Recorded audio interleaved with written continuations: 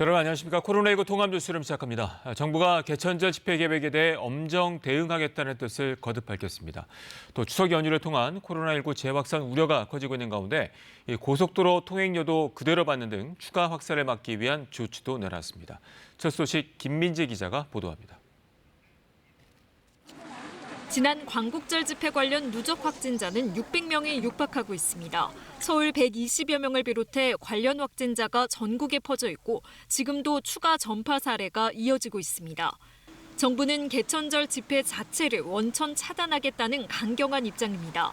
이미 신고된 10인 이상 집회 87건은 금지 조치됐고 집회를 강행할 경우 예외 없이 엄중히 수사하고 주최자뿐 아니라 단순 참가자도 처벌 대상이라고 강조했습니다. 해당 단체는 지금이라도 집회 계획을 철회해 주시기 바랍니다. 집회가 강행된다면 정부는 국민의 생명과 안전을 지키기 위해 법과 원칙에 따라 단호히 대응할 것임을. 추석 연휴 기간 대규모 이동을 줄이기 위해 고속도로 통행료를 평소처럼 받기로 했습니다. 9월 30일부터 10월 2일까지 사흘간 통행료 수입은 휴게소 방역 인력과 물품 지원 등에 사용됩니다. 160명까지 늘어난 위중증 환자 집중 치료를 위해 추가 병상 확보 계획도 나왔습니다. 병동 전체를 코로나19 중환자 병상으로 운영하는 전담 병동 지정 제도 등을 도입해 내년 3월까지 600여 개 이상의 병상을 확보하겠다는 겁니다. 중환자 병상을 중심으로 의료체계의 대응 역량을 충실히 확충한다면 사회적 거리두기 기준과 조치들도 보다 유연하게 적용할 수 있을 것으로.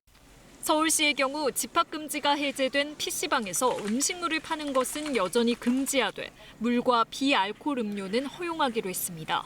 또 만 19살 미만은 보호자를 동반하더라도 출입이 금지됩니다. KBS 뉴스 김민지입니다. 이처럼 정부가 엄정 대응 방침을 밝혔지만 보수단체들은 개천절 광화문 집회를 강행하겠다고 밝혔습니다. 집회는 헌법이 보장한 자유라면서 경찰에 집회 신청서를 제출했습니다. 이어서 이세준 기자입니다. 코로나19 재확산의 계기 중 하나로 지목되는 지난달 광복절 서울 도심 집회. 당시 집회를 주도한 8.15 비상대책위원회가 다음 달 개천절에도 집회를 열겠다고 밝혔습니다. 국민의 기본권을 제한하는 반헌법적 행태는 단호히 반대한다. 10월 3일 집회마저 코로나를 핑계로 막을 수는 없을 것이다. 비대위는 집회 당일 마스크 착용 등 방역 지침을 준수하겠지만 헌법이 규정한 집회 결사의 자유를 보장하라며 경찰에 집회 신청서를 제출했습니다. 그러면서 사랑제일교회와 이번 집회는 관련이 없다고 선을 그었습니다. 사랑제일교회는 원래 집회하고는 상관이 없죠. 애국 시민단체들하고는 교회는 관련이 없습니다. 사랑제일교회 또한 그동안 광복절 집회에 참석하라고 한 적이 없다고 주장해왔습니다. 하지만 경찰 조사에서 교회 측이 교인 등 126만 명에게 1,400만 건의 집회 참석 독려 문자를 보낸 사실이 확인됐습니다. 시민들은 겨우 잦아들고 있는 코로나19 확진자 수가 개천절 집회로 다시 늘어나지 않을까 걱정하고 있습니다. 코로나가 일단 많이 퍼지는 게 많이 걱정되죠. 같은 일로 이제 또 퍼질 생각을 하니까 이제 저도 좀 막고 싶고 이제 도저히도 이제 집회에 공감을 할 수가 없는. 앞서 서울시는 지난달 21일부터 서울 전역에 10명 이상 모이는 집회에 대해 금지 명령을 내렸습니다. KBS 뉴스 이세중입니다. 명절 연휴가 되면 전국에서 사람이 모이는 곳이 바로 고속도로 휴게소인데요. 코로나19 발생 이후 전국에 휴게소를 다녀간 확진자는 100명이 넘는 것으로 취재 결과 확인이 됐습니다. 그만큼 철저한 방역이 필요한 곳인데 과연 실제로는 어떤지 문예슬 기자가 현장 취재했습니다. 네, 저는 지금 영동고속도로 덕평휴게소에 나와 있습니다. 이 코로나19 사태 이후 확진자 4명이 들른 곳이기도 한데요. 이 추석 명절 앞두고 방역 대책 어떻게 준비하고 있는지 확인해 보겠습니다. 출입구는 3곳으로 통일하고 체온을 재고 출입 명부도 작성합니다. 하지만 이용객들이 드나드는 또 다른 출입구가 있습니다. 이곳엔 체온계와 출입 명부는 물론 통제하는 직원도 없습니다. 이번엔 식당으로 가봤습니다. 일부 테이블에는 침을 막을 수 있는 칸막이가 없고 마스크를 벗은 이용객들이 눈에 띄지만 아무런 제재가 없습니다. 경부고속도로의 또 다른 휴게소. 식당을 제외하곤 간편 음식 매대와 편의점 모두 출입 명부가 없습니다. 출입 명부 작성 어디다 하는 거예요?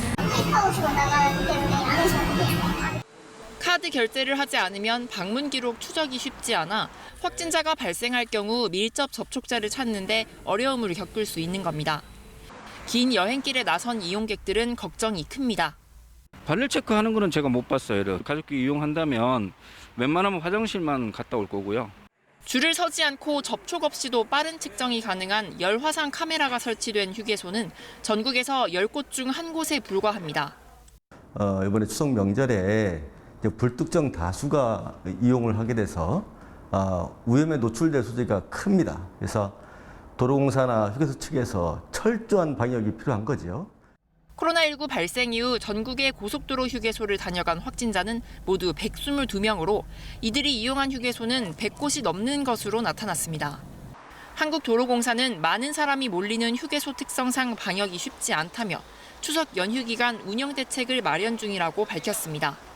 KBS 뉴스 문예슬입니다. 방금 들어온 코로나19 소식 알아보겠습니다. 오늘 0시 기준 신규 확진자는 153명으로 집계됐습니다. 국내 발생이 145명, 해외 유입은 8명입니다. 취재기자 연결합니다. 이화진 기자, 방역당국이 발표한 확진자 현황 전해주시죠. 네, 질병관리청 중앙방역대책본부는 오늘 0시 기준으로 신규 확진자는 153명이라고 밝혔습니다. 이 가운데 국내 발생 신규 확진자는 145명이고 해외 유입 사례는 8명입니다. 신규 격리 해제자는 233명으로 모두 19,543명의 격리가 해제되어서 현재 2,742명이 격리 중입니다. 위 중증 환자는 160명이며 사망자는 5명입니다. 이로써 누적 사망자는 372명, 치명률은 1.64%입니다. 이 지역별로 보면요. 해외 유입자 포함해서 서울이 62명, 경기가 54명, 인천이 7명의 확진자가 발생했습니다. 방역당국은 아직도 2,800명에 달하는 확진자가 치료를 받고 있고 이 중 대부분이 수도권 환자라고 밝혔는데요. 더욱이 이동량이 많은 추석이 다가온 만큼 안심할 수 없는 상황이라고 우려했습니다.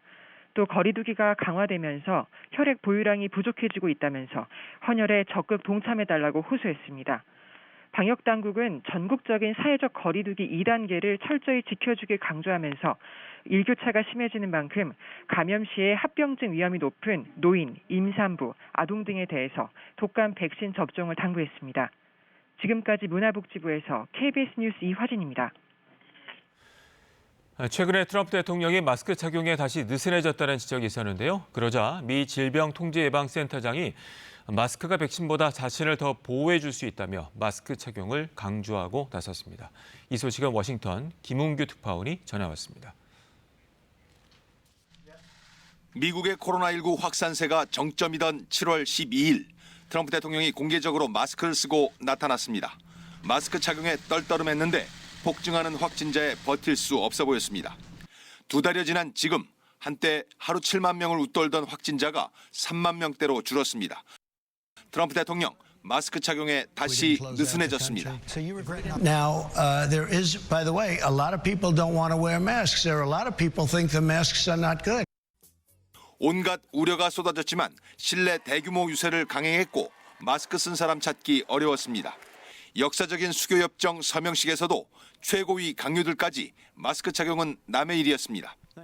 보다 못했는지 트럼프 행정부의 질병통제예방센터장이 마스크가 백신보다 낫다고 호소하고 나섰습니다.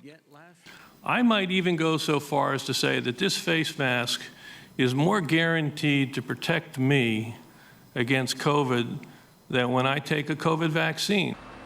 백신도 올해 안에 나올 수는 있지만 우선순위가 있는 만큼 일반인이 접종할 수 있는 시기는 내년 중순이나 가능할 것이라고 했습니다.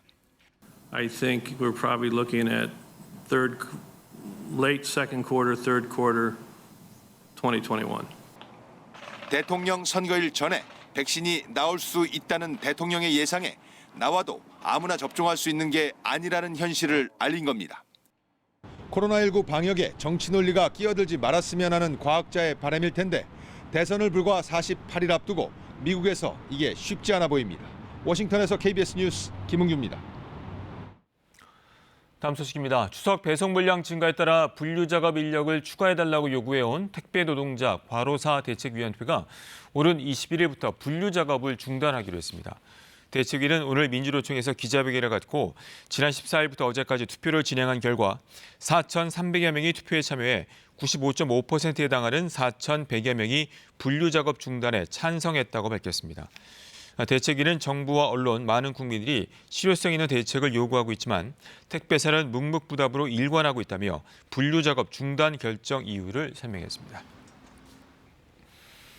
민주당이 추미애 법무부 장관 아들이 안중근 의사의 정치를 몸소 실천했다는 논평을 냈다가 야당의 비판에 논평을 삭제하고 유감을 표명했습니다. 보도에 조태흠 기자입니다. 이번엔 민주당 원내대변인의 공식 논평이 논란이 됐습니다. 박성준 원내대변인, 추미애 장관 아들은 수술까지 받으며 군인으로서 본분을 다했다면서 안중근 의사 이야기를 꺼냈습니다. 나라를 위해 몸을 바치는 것이 군인의 본분이란 안 의사의 말을 추 장관 아들이 몸소 실천했다고 했습니다. 특혜는 없었다는 강조라지만 안중근 의사의 빗댄 건 지나치단 지적이 바로 나왔습니다. 윤봉길 의사 손녀인 국민의힘 윤주경 의원은 안 의사의 이름이 가볍게 언급됐다, 참담하다고 했고 국민의당 안철수 대표는 안중근 의사를 욕되게 한 것을 사과하라고 했습니다. 추미애 장관 아들 의혹 관련 논란이 된 민주당 인사들의 언행은 이번이 처음이 아닙니다. 카투사는 편한 군대라거나 김치찌개 빨리 달라고 하면 청탁이냐, 당직 사병은 단독범이라 볼 수 없다는 등의 발언이 이어졌습니다. 국민을 설득하기보단 야당과 대결하려 하다 보니 발언이 거칠어졌다는 지적인데 당내에서도 우려가 나오고 있습니다.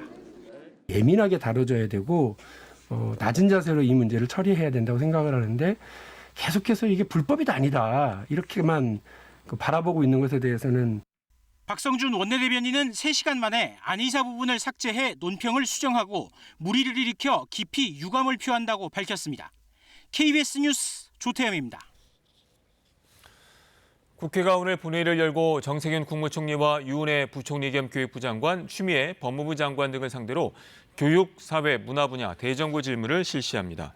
대정부 질문 마지막 날인 오늘도 추미애 법무부 장관 아들의 군 복무 당시 특혜 의혹이 핵심 쟁점이 될 것으로 보이는 가운데 정부의 코로나 대응과 공공의료 정책에 대한 질문도 집중될 것으로 예상됩니다. 민주당 의원들은 오는 개천절에 예정된 광화문 집회에 대한 정부의 엄정한 대응을 주문하고 정부의 공공의료 정책 강화 필요성을 강조할 예정입니다. 국민의힘 의원들은 지난 14일에 이어 이번 대정부 질문에 두 번째로 출석한 추미애 장관에게 아들 군 복무 당시 의혹 등을 다시 질의하는 한편 국가 부채 문제 등을 지적할 것으로 보입니다. 민주당이 소속 선출직 공직자와 당직자들을 상시 감찰하는 윤리감찰단을 출범시켰습니다. 논란을 빚고 있는 이상직 의원과 김홍걸 의원이 첫 감찰 대상이 됐는데요. 검찰에 기소된 윤미향 의원은 실효성이 없다며 제외됐습니다. 박혜진 기자입니다. 민주당 이낙연 대표의 전당대회 공약이었던 윤리감찰단 신설. 당 쇄신책의 하나로 윤리감찰단 신설을 약속드렸습니다. 윤리감찰단은 민주당판 공수처의 역할을 하게 될 것입니다. 어제 출범한 이 민주당판 공수처의 1호 조사 대상은 이상직 김홍걸 의원이 됐습니다. 이상직 김홍걸 의원에 대해 윤리감찰단의 적극적인 조사와 판단을 요청합니다. 윤리감찰단 조사 대상 1호가 될 것입니다. 이스타항공 창업주인 이상직 의원은 최근 직원 임금체불과 600여 명 정리해고 사태의 책임자로 지목돼 왔습니다. 김홍걸 의원은 총선 재산 신고 당시 아파트 분양권을 누락해 4주택을 3주택으로 축소 신고한 것이 뒤늦게 드러났습니다. 앞서 이 대표가 두 의원을 겨냥해 공개 경고를 하기도 했는데 논란 확산을 막기 위해 선제적 대응에 나선 것으로 보입니다. 정의기억연대 보조금 부정 수령 등의 혐의로 기소된 윤미향 의원도 감찰 대상으로 거론됐지만 결국 제외됐습니다. 검찰 조사가 끝났으므로 윤리감찰단이 조사와 관련해서는 실효성이 없다라고 판단한 것입니다. 다만 검찰 기소를 송구스럽고 무겁게 받아들인다며 법원 판단에 따라 조치할 것이라고 밝혔습니다. 민주당은 제기된 모든 의혹들을 철저히 조사해 빠른 시일 안에 결과가 나올 것이라고 밝혔습니다. 이 의원과 김 의원 측은 당에서 소명 등을 요청하면 성실하게 임하겠다는 원론적인 입장을 밝혔습니다. KBS 뉴스 박혜진입니다. 이번엔 KB증권 연결해서 오늘의 주식시장 알아보겠습니다. KB증권입니다. 약보합 출발했던 코스피 지수가 낙폭을 키우며 2,420선을 내줬습니다. 코스닥 역시 외국인과 기관의 동반 매도세가 유입되면서 부진한 모습을 보이고 있습니다. 이 시각 현재 코스피는 17.44포인트 하락한 2,418.48에 코스닥은 5.67포인트 내린 890.61에 거래되고 있습니다. 간밤 미국 증시는 연방준비제도가 장기간 제로금리를 유지하겠다고 밝혔지만 기술주가 약세를 보이면서 혼조세로 마감됐습니다. 코스피는 기관의 팔자세가 유입되며 저조한 흐름을 나타내고 있습니다.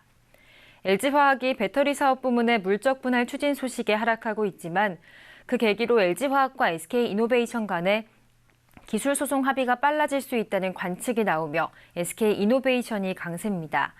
또 현대차는 3분기 실적 기대감에 4흘 연속 신고가를 경신했습니다. 이 시각 현재 달러화에 대한 원화 환율은 1,176원 40전에 거래되고 있습니다. 지금까지 KB증권이었습니다.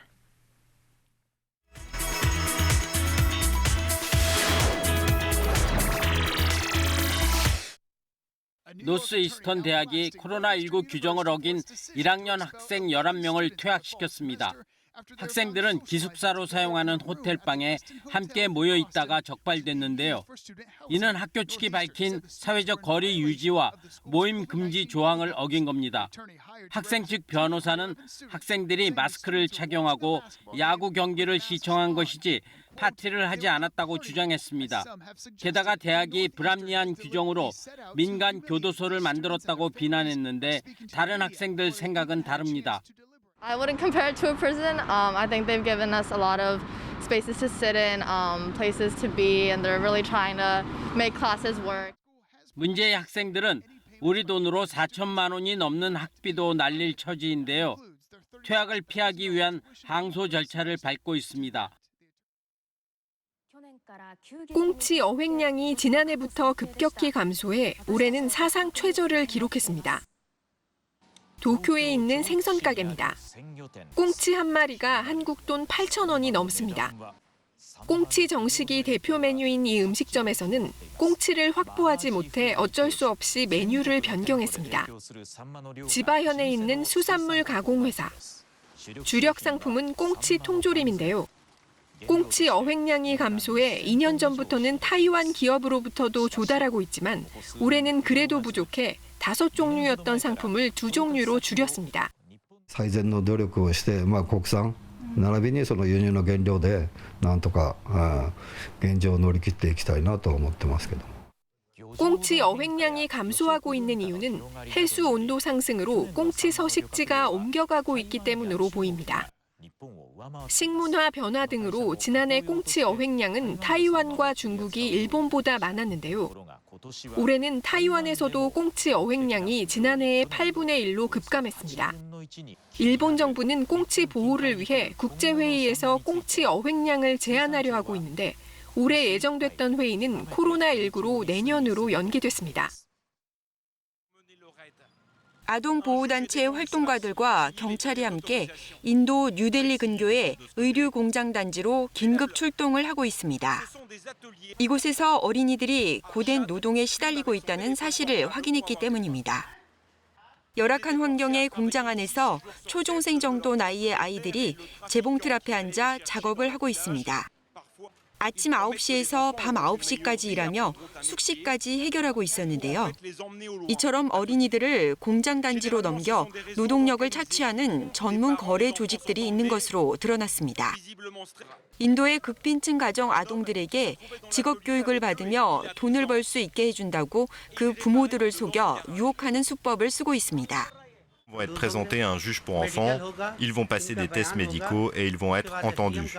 Après, nous les renverrons chez eux et nous allons continuer à les suivre. 다행히 이 어린이들은 악몽 같은 노동에서 벗어나 보호를 받을 수 있게 됐는데요. 아동보호단체는 현재 인도 전역에서 노동에 동원되는 어린이 수가 1,000만 명에 달한다고 밝혔습니다. 허난성 정저우 이목국은 수백 년 된 고목 살리기에 최선을 다하고 있습니다. 허난성의 한 시골 마을. 이 나무는 참나무과로 나이는 1000년이 넘었습니다. 토사 유실로 뿌리 부분이 아예 흙 밖으로 나와 있습니다. 这个棵树是已经水土流失太严重了，随时会发生倒伏死亡现象，这是比较急。 온종일 이루어진 작업 끝에 천년 고목이 다시 생기를 찾았습니다. 허난성의 또 다른 마을. 800년 된 고목 재정비 작업이 한창인데요. 이 나무는 병충해로 나무와 줄기에 구멍이 숭숭 뚫렸습니다. 杀菌杀虫，防腐处理，使上下这个空气流通，形成干燥环境。 이달 초부터 허난성 당국은 고목 조사와 재정비에 나섰는데요. 조사된 고목만 3만여 그루에 달하고 재정비를 통해 총 1000여 그루의 나무를 복원하는 데 성공했습니다. KBS 월드뉴스입니다. 미국의 흑인 남성 프로드 씨가 경찰에 의해 머리에 두건이 씌어져 질식사한 뒤 경찰이 관련 영상 공개를 막으려 했던 것으로 드러났습니다. 워싱턴 금채령 특파원이 보도합니다.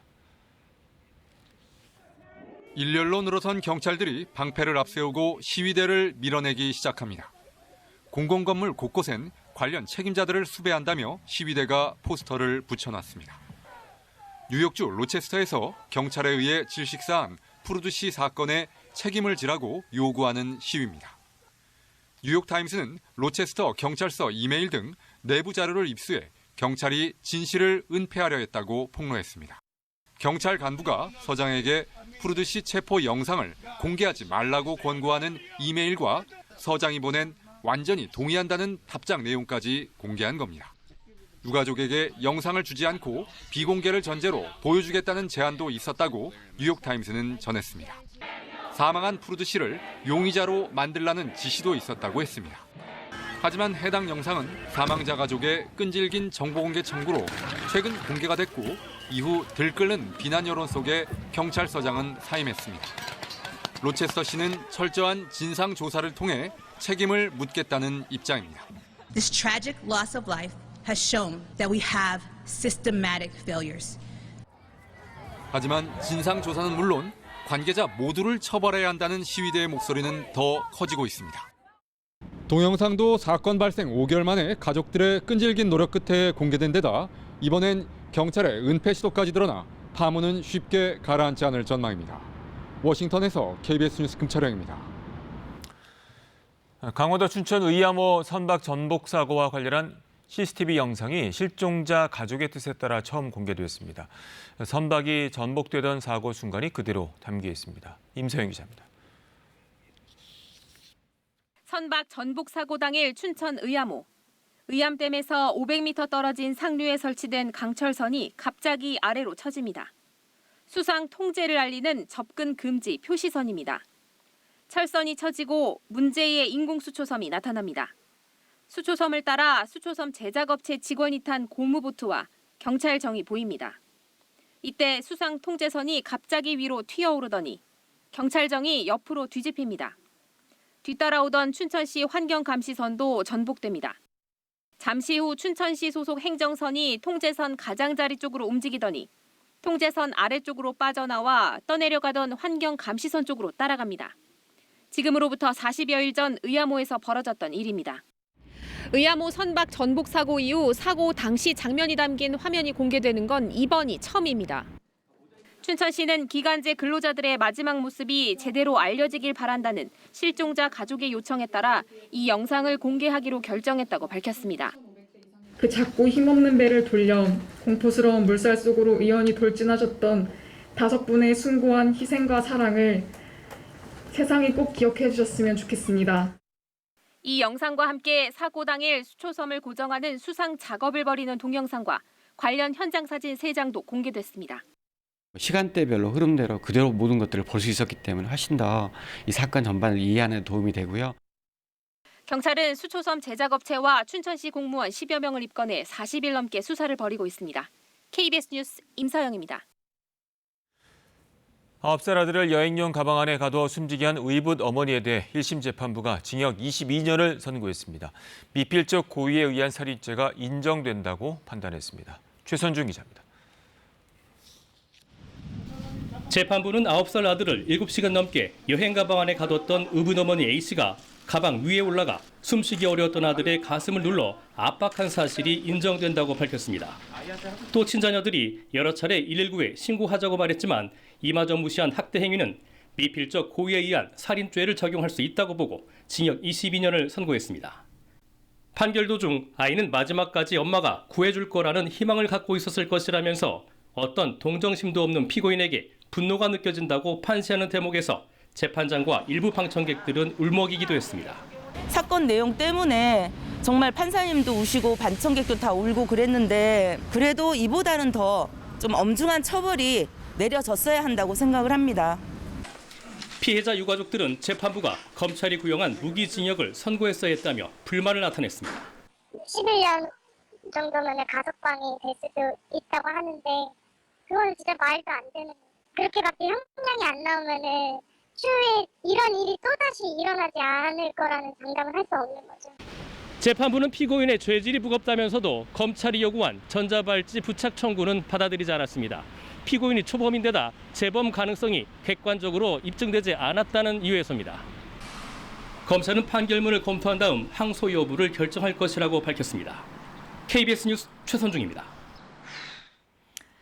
오늘 전국 곳곳에 비 소식이 있습니다. 지금은 남부지방을 중심으로 약하게 비가 오는 곳이 있는데요.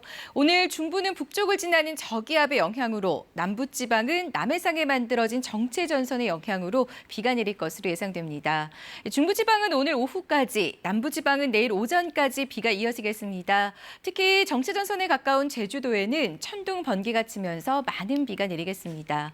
내일까지 예상 강수량은 제주 산지에 최고 100mm 이상, 제주도에 30에서 80, 남부지방에 5에서 40, 강원 영동을 제외한 중부지방은 5에서 20mm 정도입니다. 낮 기온은 서울과 대전, 광주와 부산 24도로 어제보다 1도에서 4도 정도 낮겠습니다. 바다의 물결은 남해 먼바다에서 2.5m로 일겠습니다. 이번 비가 오고 나면 주말에는 쾌청한 가을 하늘을 보실 수 있겠는데요. 다음 주에는 아침 기온이 더 내려가면서 일교차가 커지겠습니다. 날씨 전해드렸습니다. 코로나19 통합 뉴스를 마칩니다. 고맙습니다.